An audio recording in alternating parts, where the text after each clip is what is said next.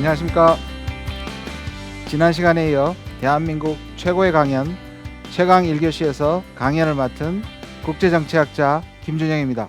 지난 강연에서 한미동맹과 새로운 한미관계에 대해서 돌아봤었습니다. 혈맹이라고 할 만큼 가장 중요한 관계지만 보다 성숙한 관계로 변화해야 할 필요도 있다고 말씀드렸습니다. 1990년대 초 냉전 체제가 붕괴한 이후 지난 30년을 우리는 탈냉전 체제라고 부릅니다. 이는 세계화의 시대이기도 했었습니다. 그러나 미국과 중국이 패권 갈등을 벌이고 러시아의 우크라이나 침공으로 세계는 다시 지정학의 시대가 다가오고 있습니다. 지정학적으로 불리한 위치에 있고 분단 질서가 여전한 한반도는 매우 어려운 환경이 조성되고 있는 것입니다. 이렇게 격변하는 세계 질서의 실체를 알아보고 우리가 어떻게 대처해야 하는지 말씀드리고자 합니다. 그래서 오늘 강연 주제는 국제 질서의 대격변과 신냉전입니다.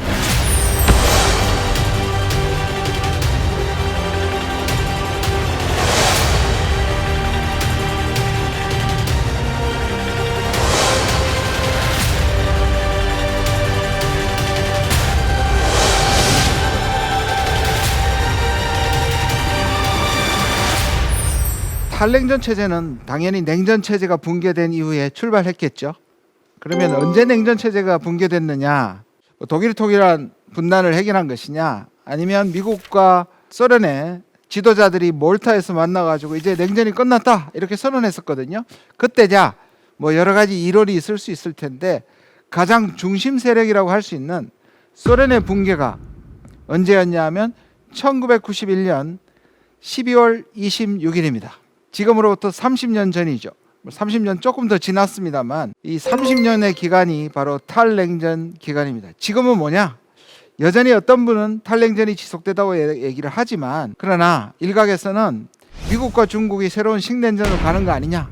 그래서 탈냉전이 무색해졌다라고 하는 사람들도 있고요. 러시아가 우크라이나를 침공함으로써 전쟁이 가시화됐기 때문에 탈냉전 체제는 더 이상 유효하지 않다. 그러나 이것이 미중 또는 미러의 신냉전으로 갈 것이냐는 조금 더 지켜봐야 한다. 이렇게 여러 가지 견해가 있습니다. 저는 마지막의 견해를 동조합니다. 탈냉전은 끝났다. 그러나 아직까지 신냉전이 확실히 다가왔다고까지는 말할 수 없다. 그러나 신냉전의 가능성이 꽤 있다.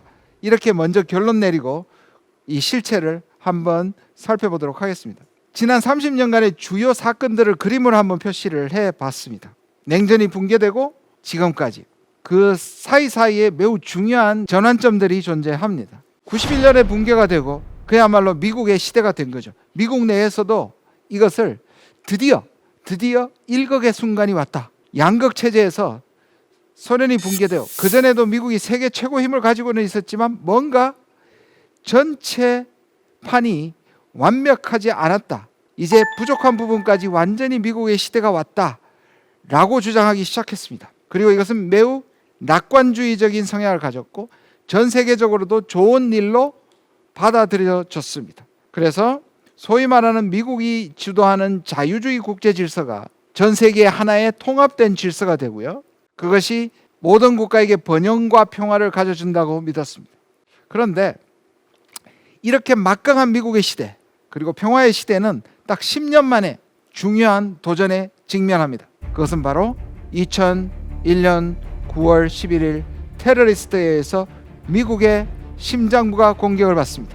누가 소설을 쓰더라도 이렇게 못 쓸 정도로 극적인 일이 일어났습니다. 물론 이것은 엄청난 비극적인 일입니다. 근데 따지고 보면 이 테러리스트들이 노렸고 실제로 폭격한 곳은 미국의 힘과 미국의 패권을 상징하는 것이었습니다. 하나는 미국의 경제를 상징하는 뉴욕의 무역 빌딩을 무너뜨렸고 또 하나는 미국의 군사력을 상징하는 워싱턴의 펜타곤 수십 명의 테러리스트에 의해서 민간 비행기에 의해서 테러를 당했습니다. 자, 이것은 미국 사람들에게 엄청난 트라우마 지금까지 남아 있습니다. 가장 강한 때 그것도 수십 명의 불과 한 줌의 테러리스트에 대해서 안방에서 당했다. 이것은 미국이 마냥 탈냉전 시대가 평화로울 수 없다는 그러한 새로운 위협을 느끼게 되고 이후에 부시 대통령은 테러와의 전쟁을 선포하고 이것이 단순히 테러리스트를 잡는 것에 끝나지 않고 테러의 배후에 있다고 간주한 아프가니스탄과 이라크에 대한 전쟁을 시작하는 시기가 됩니다. 어떻게 보면 평화와 세계화의 시대, 세계 통합의 시대. 왜냐하면 이 당시에 또 EU가 유럽이 하나가 되는 통합의 분위기가 있었거든요. 그러다가 10년 만에 위기 상황으로 갔습니다. 물론 이것은 전 세계에 똑같이 위협을 준 것은 아닙니다. 그 이후에 테러가 커졌지만 이 자체가 세계화의 시대를 붕괴시킬 정도는 아니었습니다. 근데 테러가 일어난 지 7년 후에 또 중요한 사건이 하나 일어납니다. 바로 금융위기입니다. 저는 기억도 새로운데요. 우리에게 1997년에 IMF 위기가 큰 거였지만 전 세계의 금융 질서를 뒤흔들어버린 바로 리만 브라더스의 파생상품으로 시작된 그 붕괴가 전 세계에 퍼져서 자본주의의 약점을 드러냈다, 이렇게 얘기할 수 있죠. 자, 이것은 미국이 가져온 자유주의 국제 질서, 미국의 패권 질서가 약점이 많구나. 7년 전에 테러리스트에 당하고 또 전쟁으로 가고 이제는 경제적으로도 이것이 낙관적인 인류에 만족할 만한 대안이 아니구나 라는 생각이 들기 시작했습니다. 그리고 8년 후, 그러면 이런 문제점에 대해서 도대체 어떤 반응을 할 것인가에 대해서 국가끼리 고민이 있던 차에 이것을 치고 나오는 것이 바로 미국과 영국입니다. 똑같이 2016년에 벌어졌는데요. 하나는 영국이 유럽 통합을 뒤로 하고 브렉시트를 결정해버립니다. 빠져나가 버리는 것이죠. 그리고 미국에는 트럼프가 당선이 됩니다. 이 두 가지는 세계 질서와 관련해서 매우 중요한 전환점이 됩니다. 왜냐? 이 두 문제는 세계화를 거부하고 자국 이기주의를 선언하는, 그것도 유럽에서 가장 중요한 국가 중에 하나인 영국과 그리고 세계의 가장 강국인 미국이 스스로 이 질서를 만들고 운영했던 두 국가가 오히려 자기만 살겠다고 세계화를 거부하고 협력을 거부한 것입니다. 이런 브렉시트의 구호와 트럼프의 구호가 같습니다. Make America Great Again 또는 Make Great Britain Great Again. 이 말은 뭐냐? 더 이상 이익이 안 되는 국제협력을 뒤로 하고 나만 살겠다, 우리만 살겠다는 바로 국가 이기주의를 상징하는 움직임입니다. 자, 이렇게 보면 1990년대, 91년대 소련이 붕괴하고 탈냉전 치대는 출발은 세계 통합, 세계화, 협력이었는데 불과 16년, 17년 만에 미국이 스스로 이 원칙을 깨고 시작합니다. 그리고 3년 후에 중요한 시험대가 찾아옵니다. 바로 코로나입니다. 아직도 완전히 끝나지 않은 코로나가 국제정치와 무슨 관계가 있느냐? 관계가 아주 깊습니다. 이 코로나는요, 세계화가 가져온 하나의 현상이기 때문입니다. 잘 보시면 세계화는 전 세계를 초연결을 만들어 놨습니다. 팬데믹은 이 초연결을 마치 고속도로 삼아서 전 세계로 퍼지는 겁니다. 우리가 상식적으로 합리적으로 생각하면 전 세계가 힘을 합쳐서 이 팬데믹에 대응해야 되지만 우리가 지난 3년간 목격한 것은 정반대였습니다. 선진국은 백신을 독점하고 미국과 중국은 서로 탓을 하고 전 세계는 문을 걸어 잠그고, 그래서 한쪽에서 해결되면 다른 쪽에서 문제가 생기고, 그 다음에 여기가 해결되면 또 다른 곳에서, 보시면 결국 중국도 다시 터지고 북한까지 뚫렸습니다. 이것은 뭘 의미하나? 또 하나 있습니다. 전 세계의 이러한 팬데믹을 공동 대응할 WHO 세계보건기구의 리더십이 땅에 떨어져 버렸습니다. 오히려 중국이나 미국에게 조롱을 당했습니다. 이건 뭘 말하냐? 국제협력이 떨어졌다. 국제협력이 더 이상 유효하지 않고 각자 도생 민족주의가 성행하게 된다. 결국 코로나 팬데믹은 지난 30년간의 질서와 트렌드에서 세계 협력에서 각자 도생, 각국이 자기 이익을 챙기는 것으로 넘어갔음을 의미한다. 또 하나, 두 번째 테스트가 2020년 말에 있었습니다. 그것은 바로 미국의 선거였는데요. 미국의 선거에서 트럼프 전 대통령과 바이든이 붙었습니다. 근데 여러분 좀 한번 보십시오. 이 두 사람이 상징하는 질서가 뭔지. 트럼프는 아까 말씀드린 것처럼 2016년에 각자 도생, 자국 이기주의를 상징하는 인물입니다. 바이든은 이전의 미국. 바이든이 대통령이 되면서 America is back이라고 했습니다. 그 아메리카가 뭐냐? 세계 리더십을 가지고 국제 협력을 한다는 바이든이었습니다. 이 미국의 선거는 미국의 선택이 이걸 넘어서 과연 인류가 각자 도생의 민족주의로 갈 것이냐, 아니면 다시 국제협력을 회복시킬 것이냐를 놓고 선택했습니다. 다행히, 저는 다행이라고 생각합니다. 국제협력을 중요시한다는 바이든을 선택했습니다. 그런데요, 그리고 지금 2, 3년을 한번 보십시오. 이 선택이 한 번으로 끝나느냐? 아닙니다. 원래 중간 선거가 있고 2년 후에 미국 선거가 다시 있습니다. 트럼프가 다시 재도전할 수도 있습니다. 또 있습니다. 바이든은 정말 그러면 국제협력을 추진하느냐? 아니요. 바이든 역시 중국 때리기와 자국 이기주의에 강조하고 있습니다. 왜냐하면 다시 재선이 돼야 되기 때문입니다. 자, 이 30년 동안의 두 가지 메가 트렌드를 말씀드렸습니다. 시작은 팍스 아메리카나에 의한 미국이 지도력을 발휘하는 세계화의 시대였다가 이제 각자 도생의 지정학이 부활하는 이 두 가지 메가 트렌드가 충돌하고 있다. 그리고 이 충돌은 앞으로 계속 재발될 것이다. 그 한가운데 뭐가 있느냐? 우리가 거의 팬데믹이란 말과 함께 가장 많이 요즘 쓰는 말 중에 하나죠. 미중 전략 경쟁, 미중 패권 경쟁입니다. 5가지 영역에서 미국과 중국이 아주 격렬하게 충돌하고 있습니다. 서로 정도의 차이는 있지만, 첫 번째는 통화입니다. 위안화와 달러, 서로 통화에 대한 주도권을 잡기 위해서 경쟁이 벌어지고 있습니다. 그 다음에 군사 충돌의 위험입니다. 이것은 대만과 남중국해에서 아직은 잠재적이지만 얼마든지 일어날 수 있습니다. 그리고 경제와 무역은 이미 트럼프 때부터 일어났습니다. 관세 전쟁이라고 부르죠. 그 다음에 기술 전쟁, 이것은 5G 그리고 6G 4차 산업혁명에서 누가 기술을 선점하느냐에 따라서 다음 시대에 패권이 걸려있기 때문에 치열하게 붙고 있습니다. 그리고 체제와 가치 문제도 부딪히고 있습니다. 미국은 중국을 향해서 인권을 침범하고 민주주의가 아니라고 공격하고 있습니다. 중국은 중국식 특색 사회주의를 내세우며 서구적 자본주의와 서구적 민주주의에 대한 비판을 서슴지 않습니다. 근데요,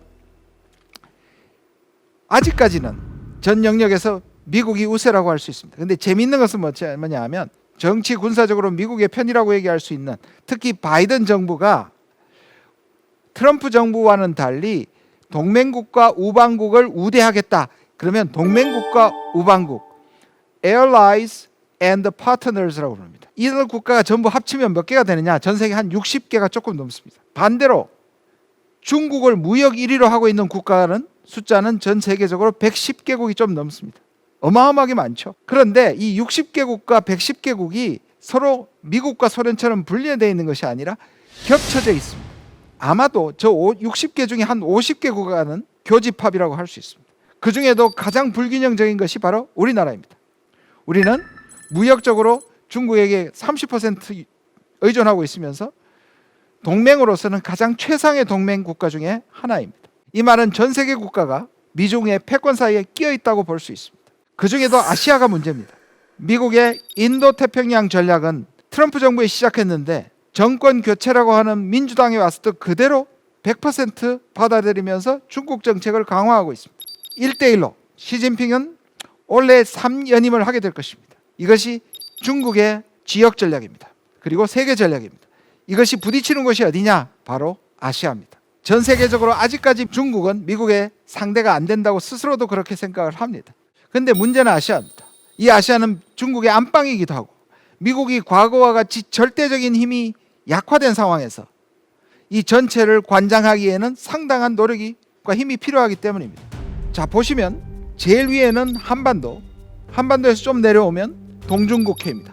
거기서 조금 내려오면 중국과 대만 양안입니다. 그리고 조금 더 내려오면 남중국해입니다. 자, 이 네 가지가 미국과 중국이 실제로 물리적으로 충돌할 수 있는 지점들입니다. 이 지점들을 쭉 연결시키면 이 선이야말로 미국은 중국을 봉쇄하려고, 중국은 여기를 돌파하려고 있는, 그야말로 미국과 중국이 실제적으로 부딪히는 지점이라고 할 수 있습니다. 이미 예고편이 한 차례씩 있었습니다. 한반도에서는 사드 배치를 두고 미국과 중국이 격돌했습니다. 동중국해는 센카쿠 조오도를 통해서 미국과 중국이 한 차례 충돌했습니다. 중국과 대만 양안 늘 잠재력이 높은 충돌 지역입니다. 남중국해요. 중국이 인공섬을 건설하고 여기에 반대하는 미국과 수시로 이 해상에서 무력 시위로 긴장을 조성하고 있습니다.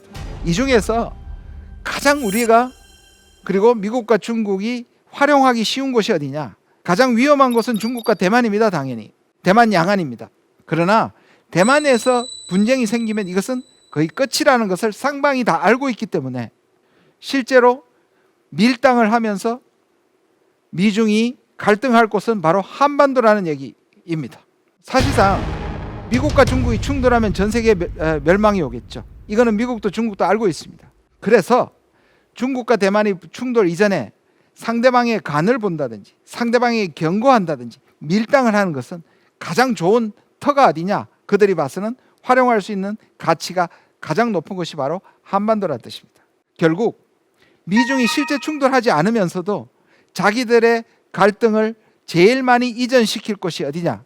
바로 불행하게도 분단 구조를 가지고 있는 한반도라는 것입니다.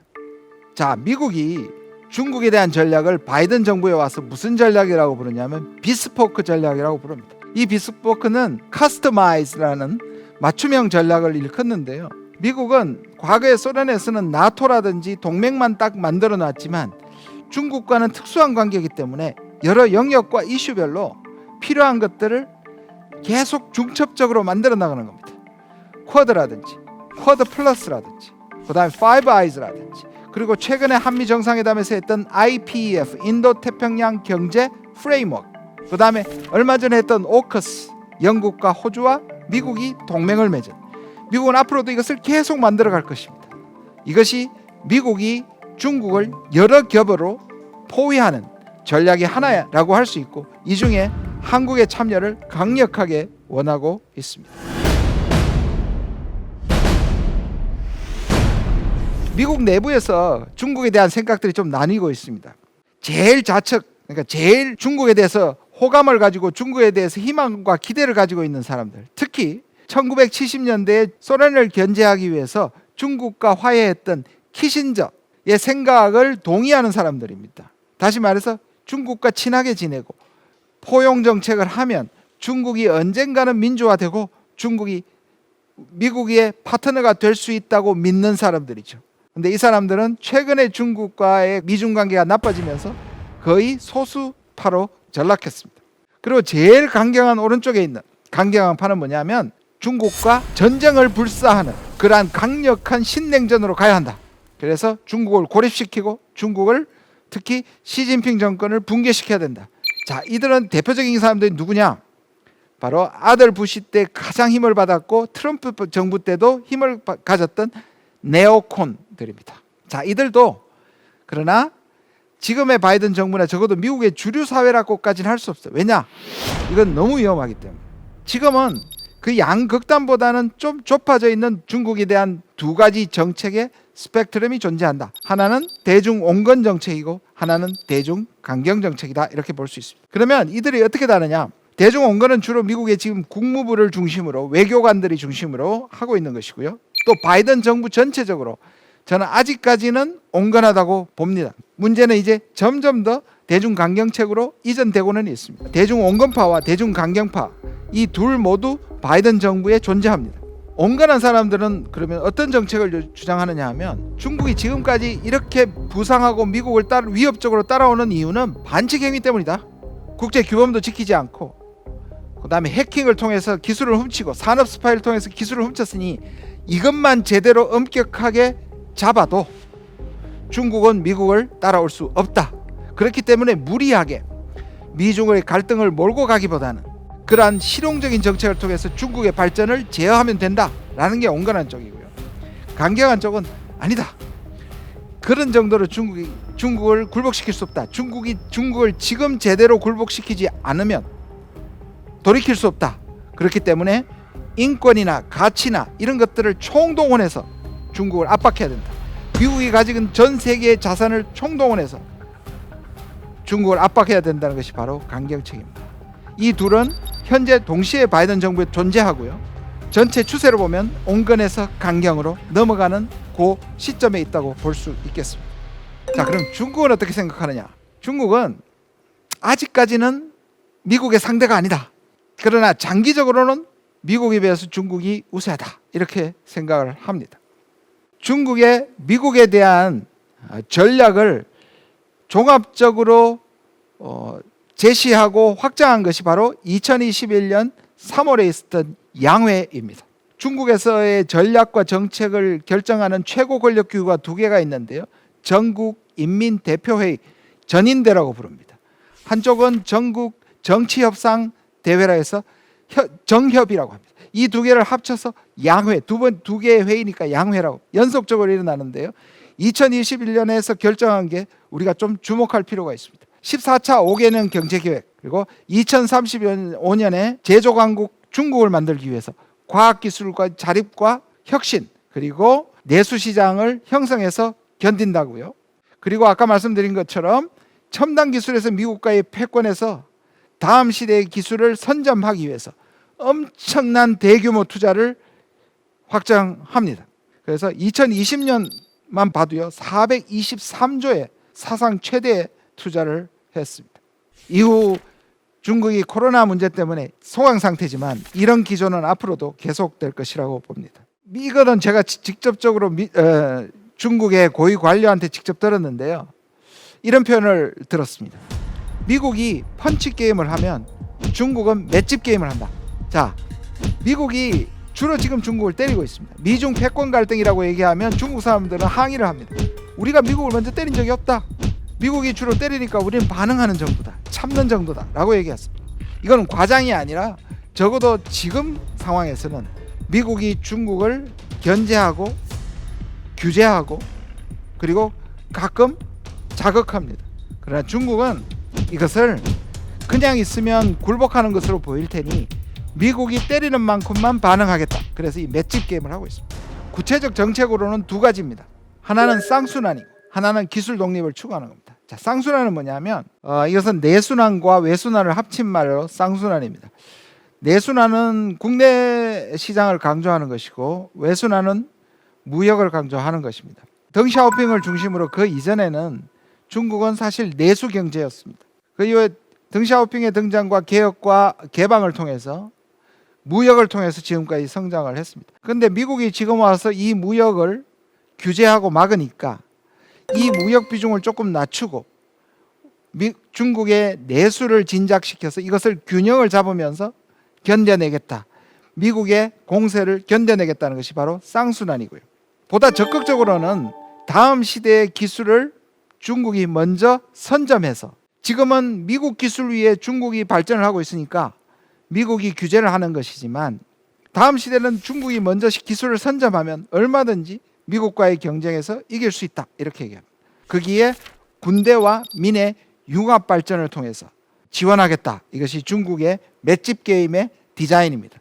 그리고 이렇게 생각합니다. 중국은 지금은 미국이 아직까지 강력하니까 중국이 견디지만 장기적으로 반드시 이긴다. 미국은 지는 해이고 중국은 뜨는 해이기 때문에 결국 시간은 중국 편이다.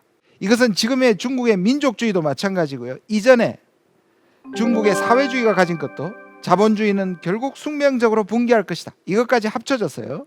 운명적으로 중국이 이긴다. 이것을 강하게 붙들고 있는 것이 바로 중국의 신화입니다.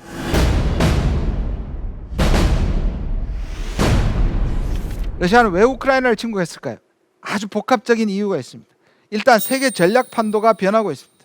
탈냉전 체제는 붕괴가 되고 각자 도생의 민족주의가 일어나고 있습니다. 그런데 이 민족주의가 어느 방향으로 튈지가 모르는 거죠.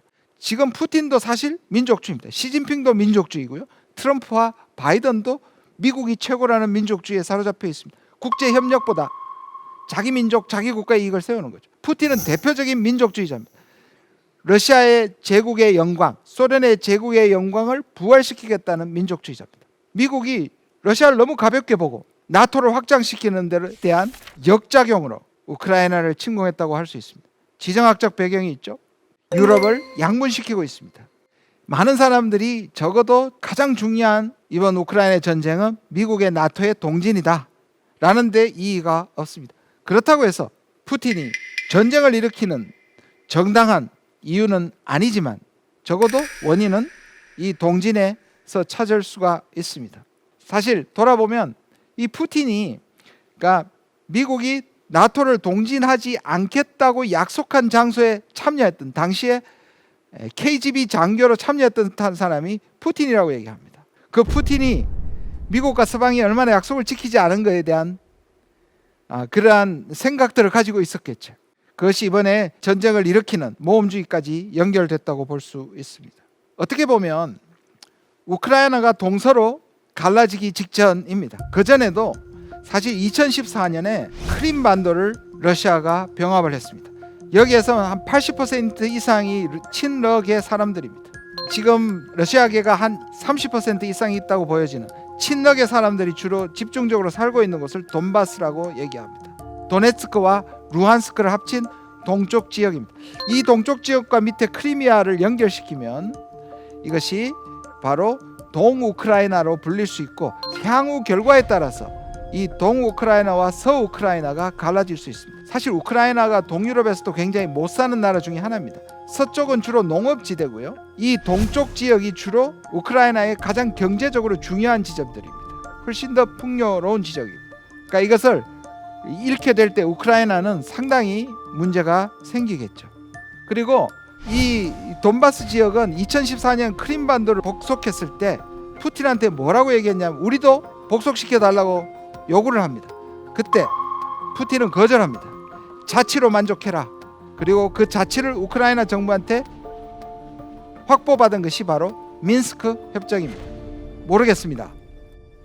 러시아가 우크라이나 전체를 앞으로 전쟁에 이긴다고 하더라도 복속시킬 것 같아 보이지는 않습니다. 그러면 처음에는 돈바스 지역을까지도 복속 안 하려고 했는데 지금의 전쟁의 결과 그리고 협상의 결과에 있어서 돈바스 지역을 만약에 복속시키면 이것은 문제는 더 커진다고 볼 수 있습니다. 러시아가 우크라이나를 침공함으로써 지정학 리스크는 올라가고 전쟁의 문턱은 낮아져 버렸다. 이제 강대국이 자기들의 이익을 위해서 전쟁을 일으키는 시대를 다시 맞고 있다. 이것은 사실 탈냉전 30년을 지나고 맞닥뜨린 가장 위험한 부분 중에 하나입니다. 탈냉전 체제의 종말이다 이렇게 볼 수 있습니다. 자, 미국은 순간적으로는 미국 중심으로 많은 국가들을 단결시키는 데 큰 관심을 가지고 있지만 미국이 여전히 전 세계 하나의 리더로서 이 문제를 해결하지 못할 때 향후에는 미국에 대한 원망과 비판이 커질 것이라는 부분 미국이 생각하고 있을 것입니다. 사실 처음에 전쟁 났을 때 여러분들 기억하십니까? 러시아가 모라토리움에 빠질 것이다. 러시아 경제가 파탄이 날 것이다. 러시아가 가지고 있는 외환 부족 사태를 겪을 것이다.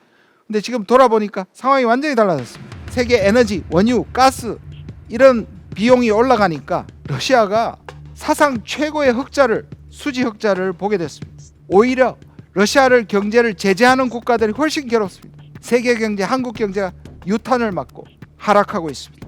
우리나라는 우크라이나 전장에서의 고물가와 성장 둔화를 겪고 있습니다.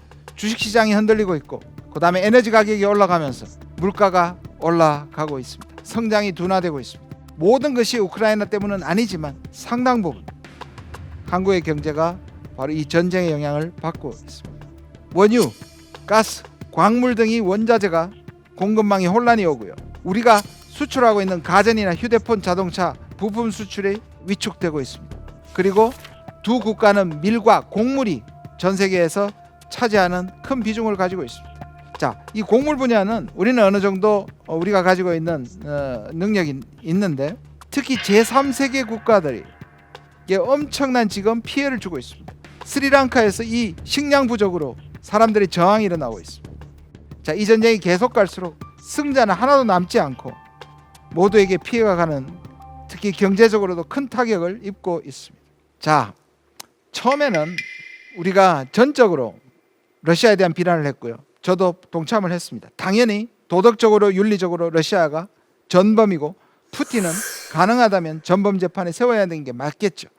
그러나 늘 그렇듯이 국제정치는 그렇게 감정이나 또는 윤리적 판단만 할 수 없는 분야입니다. 실용과 국익을 따질 수밖에 없죠.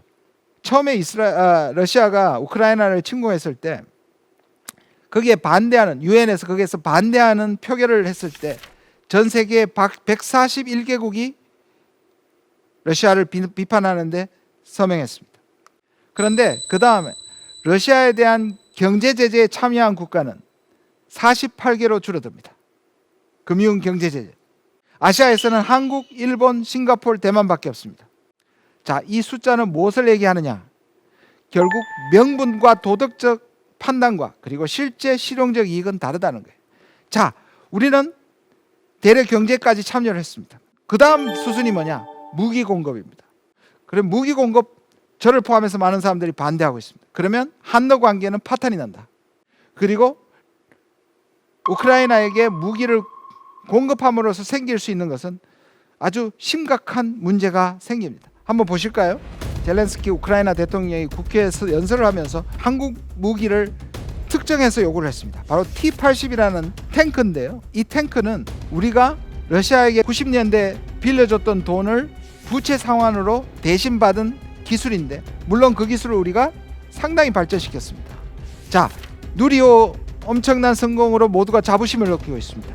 사실 그 기술은 미국도 우주 기술을 우리한테 주지를 않았습니다. 러시아에게 받은 기술을 우리가 자체 개발하고 어떤 부분 받아들이면서 오늘날 누리호 성공의 나로호라는 러시아의 기술을 배제시킬 수 없습니다. 반대로요, 북한은요, 북한의 미사일과 북한의 잠수함 기술은 우크라이나로부터 가장 많은 도움을 받았습니다. 이게 국제정치적으로 굉장히 역설적인 거죠.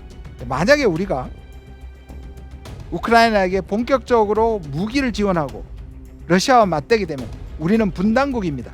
그렇게 되면 러시아는 북한을 도울 것이고, 북한의 핵기술과 미사일 기술은 러시아가 조금만 도와주면 완벽하게 발전할 수 있습니다. 그렇게 봤을 때 우리는 이 부분에서 정확하게 실용적 판단을 해야 되는 것입니다.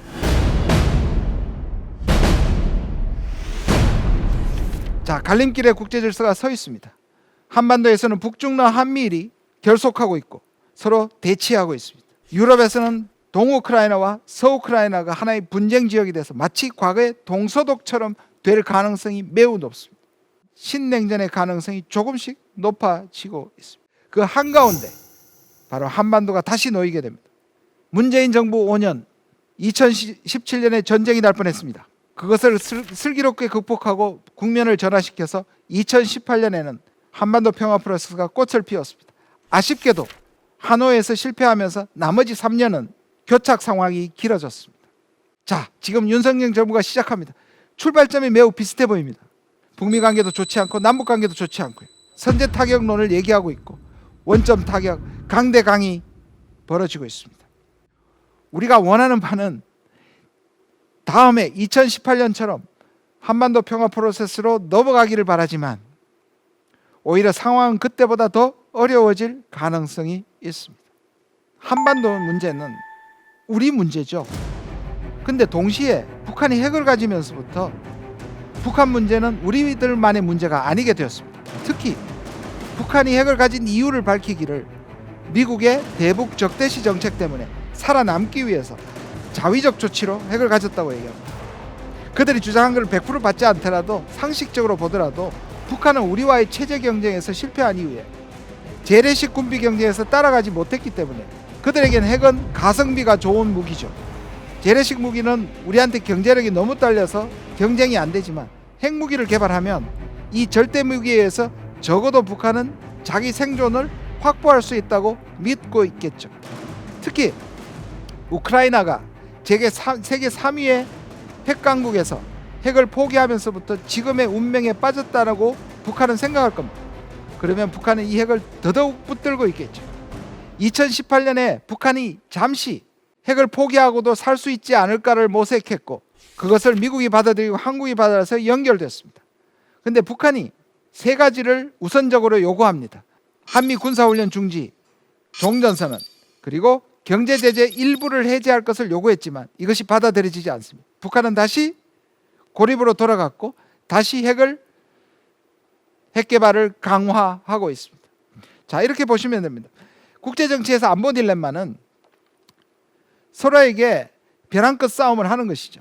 근데 미국은 북한한테 속아도 자기의 이익 정도가 훼손되고 또는 체면 정도가 훼손될 겁니다. 근데 북한 입장에서는 미국한테 속으면 그것으로 끝이라고 가장 절박하죠. 사실입니다. 실제로 미국과 협상을 했다가 리비아의 카다피도 죽음을 당했던 것을 북한은 목격했거든요. 자, 이런 입장 차이가 있습니다. 한국하고 미국은 지금 윤석열 정부하고 바이든 정부는 북한이 먼저 핵을 포기하면 경제적 지원을 해주겠다는 것인데, 북한은 내가 당신들을 뭘 믿고 지금 포기하고 가느냐, 오히려 내가 핵을 포기해도 살 수 있다는 것을 구체적으로 보여달라, 그러면 핵 포기 또는 핵 군축 협상을 하겠다는, 완전히 방안이 다른 겁니다. 그런데 문제는 미국이나 이런 쪽에서 북한이 제대로 핵을 포기하지 않는 데서도 그것을 풀어줄 일은 없는 거죠. 이 간격이 생각보다 너무 큰 겁니다. 자, 그런데 아까 말씀드린 것처럼 미국은 여기서 북한한테 속아도 죽지는 않지만 북한은 속으면 죽는다는 거기 때문에 훨씬 더 북한이 절박한 상황에서 미국이나 한국 쪽에서 북한의 생존에 대한 어떤 보장을 전혀 제공하지 않고는 이 문제는 절대로 해결되지 않습니다. 자, 전 세계가 이렇게 변하고 탈냉전은 끝나고 각자 도생과 지정학이 부활하는 곳에서 우리의 모델은 뭐가 될 것인가? 가끔 이스라엘을 떠올립니다. 이스라엘은 대단한 나라입니다. 아랍 국가에 둘러싸여서 자기의 생존을 지킬 뿐만 아니라 미국의 무기나에 핵무기를 약 300개 정도 갖고 있습니다. 사실 미국의 이중적 기준이죠. 북한은 안 돼. 근데 인도와 파키스탄과 특히 이스라엘은 괜찮아. 북한이 이제 그 부분을 계속 지적하죠.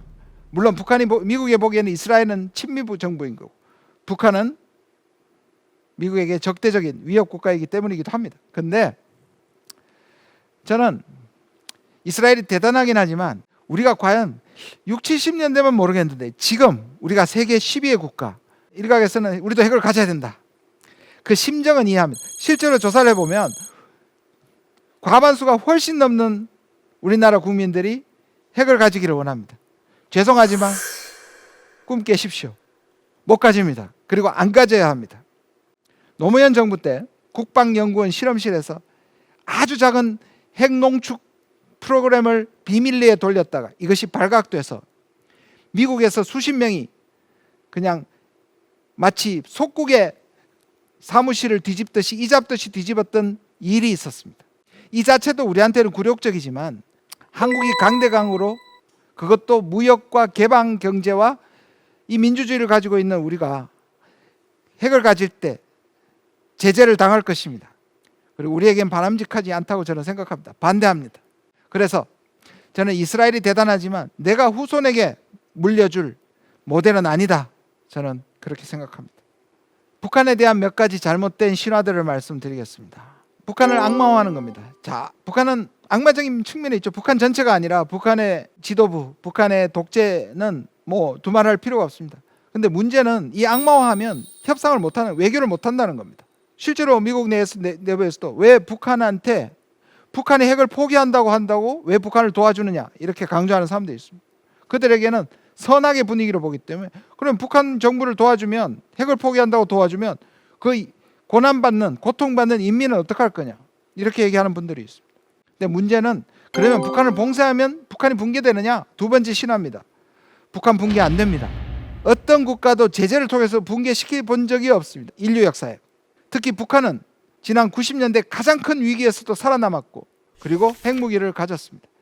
더더욱이 지금 미국과 러시아 관계가 나빠지고 미국과 중국 관계가 나빠지는 하에서 북한을 아무리 압박하고 제재를 해도 이제는 중국과 러시아가 북한을 대놓고 도울 것이기 때문에 북한 붕괴론도 꿈 깨십시오. 북한 붕괴하지 않습니다. 그렇다면 오히려 북한을 설득시켜서 북한 내부에서 대체 세력, 이 독재 정권을 대신할 대체 세력이 만드는 것이 훨씬 더 현명한 것이겠죠. 북한한테 잘 먹여주고 경제적 후원하고 도와주면 북한이 다 내려놓고 오히려 협상이 나올 것이다, 핵을 포기할 것이다 라고 얘기하는데 아닙니다. 북한에 저거 중요한데요, 저거보다 더 중요한 게 뭐냐? 안보입니다. 우리는 우리 안보가 중요하다고 생각하지만 북한에게는 이 안보 문제가 우리보다 훨씬 더 심각합니다. 왜 그럴까요? 자, 북한 입장에서 한번 보십시다. 한국은 자기들보다 50배 정도 더 잘 살아요. 최소한. 거기다가 세계 최강의 국가를 동맹국으로 갖고 있습니다. 거기다가 늘 문제는 있지만 북한 문제에서는 한 목소리를 내고 있는 일본이 있습니다. 북한 보기에는 중국이 있고 러시아가 있지만 한미일이 묶여있는, 그리고 특히 한미동맹이 묶여있는 이것이 얼마나 심각한 위협이냐를 생각해 보시면 북한에게 중요한 것은 이밥의 고깃국보다 살아남는 생존이라는 말씀을 드리고 싶습니다.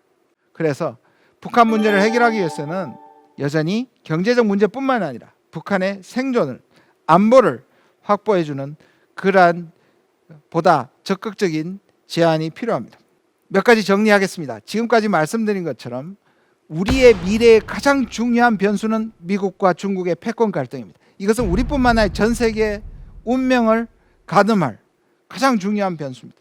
문제는 미국과 중국이 장기전으로 갈 것이란 겁니다. 이게 중국이 그렇게 보는 이유 때문만이 아니라 실제로도 그렇습니다. 제가 세 가지 시나리오는 향후 20-30년간 불가능하다고 생각합니다. 첫 번째, 미국이 중국을 완전히 굴복시킨다. 첫 번째 시나리오.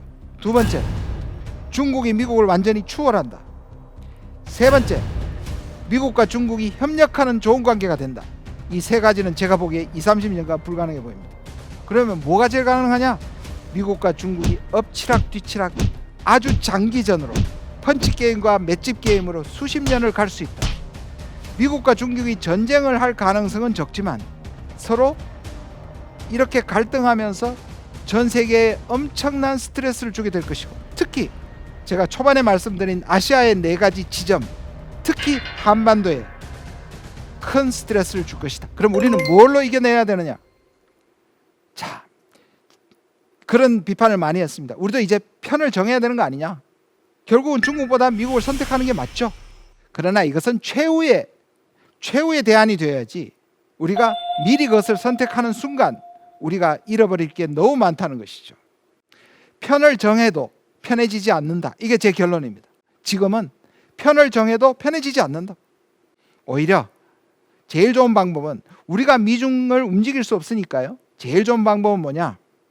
미국과 중국이 활용하기가 좋지 않게 만드는 겁니다. 이게 무슨 말이냐면, 한반도를 미국과 중국이 자기들의 갈등을 가장 이전에서 활용하기 좋은 때가 언제냐?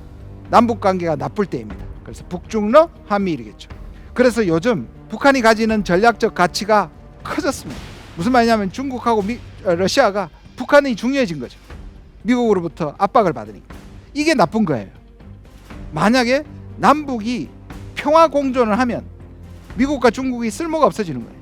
근데 남북이 나빠지면 미국과 중국이 활용하기가 좋은 거죠. 다시 말해서 우리가 진보든 보수든 한반도가 평화적으로 관리되어야만 미중 패권 갈등의 피해를 가장 적게 입는다. 이것이 우리의 미래의 방안이 되어야 되겠습니다. 한국은 그동안 엄청 성장했고 전 세계가 부러워하는 국가가 되었습니다. 근데 우리가 한반도라는 말을 쓰죠. 근데 이 말은 사실 좋은 말이 아닙니다. 여기에는 일본이 자기들은 온도고 우리는 반도다, 자기들은 온전한 섬이고 우리는 반쪽짜리 섬이다 라고 비하적인 표현에서 출발됐습니다. 저는 이미 한반도라는 말을 쓰기 때문에 저도 씁니다만, 우리 심정적으로는 반도가 아니라, 사실 영어의 페닌슐라는 길쭉한 땅을 얘기하지 half, 반이라는 뜻이 전혀 들어있지 않습니다. 근데 오히려 이게 운명적인 말처럼 북쪽이 갇혀서 우리가 오도 가도 못하는데요, 실제로는 우리는 로마처럼, 과거의 로마처럼 해륙국가다. 해륙국가란 말은 일부에서 이미 학자들이 쓰고 있는데요, 우리는 육지로도 뻗어나고 해상으로 뻗어날 수 있는 그런 국가가 되어야 된다. 반도 국가보다 해륙 국가라는 말이 훨씬 좋습니다. 고구려가 해륙 국가였습니다. 우리는 고구려가 대륙을 휩쓰는 대륙 강국으로 알고 있지만 실제로 당시에 이 동아시아에서 최고의 해상 국가였습니다. 우리도 바로 이러한 해륙 국가로 진출해야 합니다. 전 세계가 우리가 가지고 있는 군사력과 경제력뿐만 아니라 우리의 한류를 비롯한 소프트 파워를 좋아합니다. 제가 세계 한 50여 개국을 돌아다녔습니다. 그리고 많은 전문가들과 회의를 하면서 가장 인상 깊게 들었던 말이 이거였습니다. 미국이나 중국이나 일본이 도와주면 뭔가 위협적인데 한국이 도우면 위협적이 않아서 좋다. 잘못 들으면 한국을 호구로 보는 건데 저는 그렇게 생각하지 않습니다. 그만큼 한국을 좋아합니다. 특히 아시아, 아프리카, 남미 국가들은 한국은 자기들과 같은 처지에서 선진국으로 갔을 뿐만 아니라 오히려 자기들에게는 위협적이지 않은 국가로 다가온다. 저는 이게 우리의 외교의 힘이 되어야 된다고 생각합니다. 그래서 진영을 선택하는 게 아니라 이런 국가들과 연대해서 미국과 중국의 갈등을 완화하고 우리가 세계의 그러한 평화에 기여하는 국가가 되어야 된다고 생각합니다. 정치의 꽃은 복지이고 외교의 꽃은 평화다. 인간은 정치적 동물이라는 말을 아리스토텔레스가 얘기를 했습니다. 이 말은 인간 사회에서 정치를 빼면 약육강식의 질서가 너무도 당연한 짐승의 세계가 되지만 정치가 들어가면 바로 인간의 세상, 그 인간의 세상은 약자를 보호하는 그러한 세계가 된다는 말입니다. 약자를 보호하는 가장 구체적인 정책은 복지를 통해서 실현될 수 있습니다. 그리고 오늘의 주제였던 외교의 꽃은 평화입니다. 만인에 대한 만인의 투쟁이라는 홉스의 말은 지금 현실이 되고 있습니다. 세계의 공동 번영보다는 각자 도생의 자국 이기주의와 군비 경쟁이 만연하고 있습니다. 전쟁이 숙명이고 끊임없는 생존에 대한 위협과 공포를 운명으로 받아들인다면 외교는 아마 필요 없을 겁니다. 그러나 외교는 안보를 확보하는 가장 값싼 방법이며 평화는 안보가 지향해야 할 궁극적인 목표입니다. 이 땅에서 지속 가능한 평화를 위한 외교를 달성하는 것 역시 시대 정신입니다. 지금까지 대한민국 최고의 강연 최강 1교시 김준영이었습니다. 고맙습니다.